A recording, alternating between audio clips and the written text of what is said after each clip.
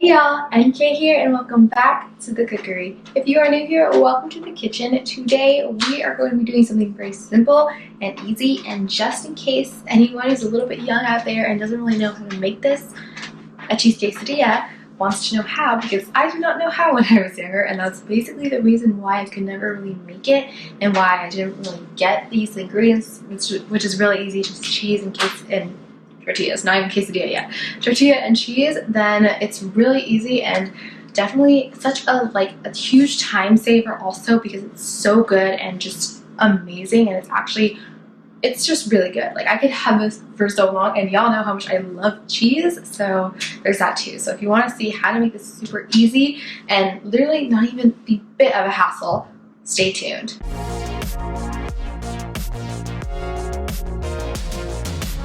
So as you guys can probably tell, we are not in our usual setup. We are kind of in the, I like to call it a side back kind of kitchen. I mean, we're more by the stove area because this is only happening in the stove, obviously. So I only have three ingredients here, but mainly two categories of ingredients. I have my tortilla. I so far have only been using the Guerrero tortillas. This is, how much? I don't know, it's like pretty big ones. I feel like it's pretty big, but there are obviously multiple sizes in case, you know, you have kids and just giving them, you know, this little snack, I guess, is right. I'm just gonna put this, literally just flatten it on my pan. I don't need oil or butter or literally anything, no spray. Literally, I don't even think it's a pan. I just think that tortilla won't really stick.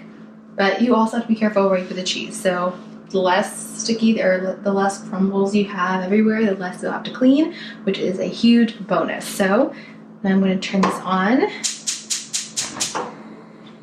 Okay, I can keep it on medium actually, even though my medium is pretty high and strong. So I'll keep it there. And now all I want to do is take some cheddar. First, I always do the cheddar first because I think for this one the cheddar has to be a bit more than the mozzarella. I'm using cheddar and mozzarella in case you haven't noticed.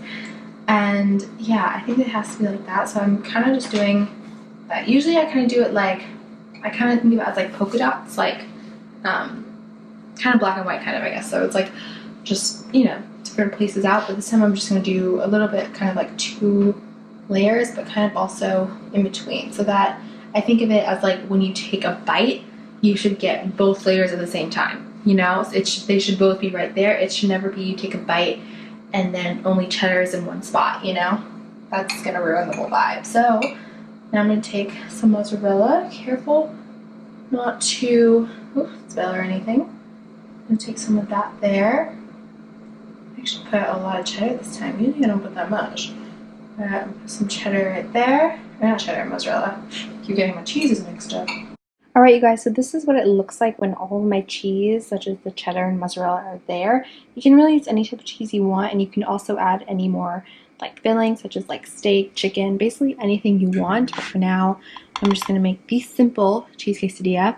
And once there are bubbles here, as you guys can probably see, that is when it gives a hint of like, okay, it's somewhat near cooked. But I always kind of use just a fork to kind of lift, and it's actually pretty good now. So I can flip that.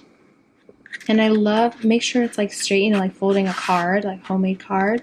And then I always kind of press it down just to make sure the cheese kind of is spread out and melting.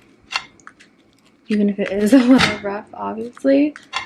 But it should be good. This one's actually, I kind of stuffed it a little bit more than usual, I think. But it should be good. If you need to flip it, go ahead and flip it. See, it's like the nice brown kind of thing. As long as it's to that crisp, I think you are good.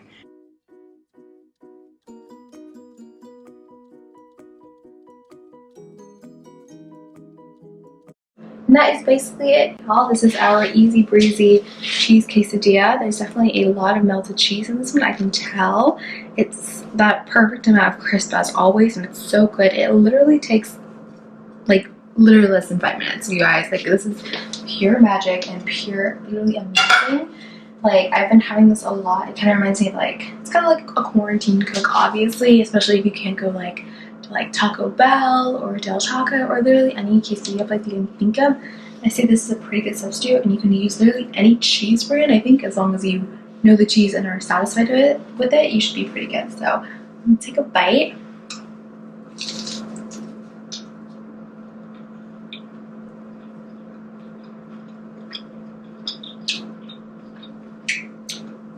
And it honestly just tastes so good. Like, this is the perfect like little get-together snack. Alright guys, that is basically it for this video. It's super simple, super easy. As I mentioned earlier, if you didn't know how to make it, now you know how. I mean, when I was younger, I used to just warm them up in the microwave, which is probably why they did not taste that good and why I stopped. But then I learned that, hey, you can just make it to get that crisp, nice, like, melt in your mouth type of texture.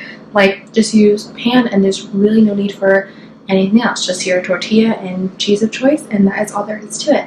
So please comment down below, give this video a big thumbs up if you enjoyed, and hit that subscribe button as well as that notification bell so that you get a notification every time I upload a brand new video. Most of them are really simple like this one, and some of them are a little exquisite if you want to try, and I will see you guys next time.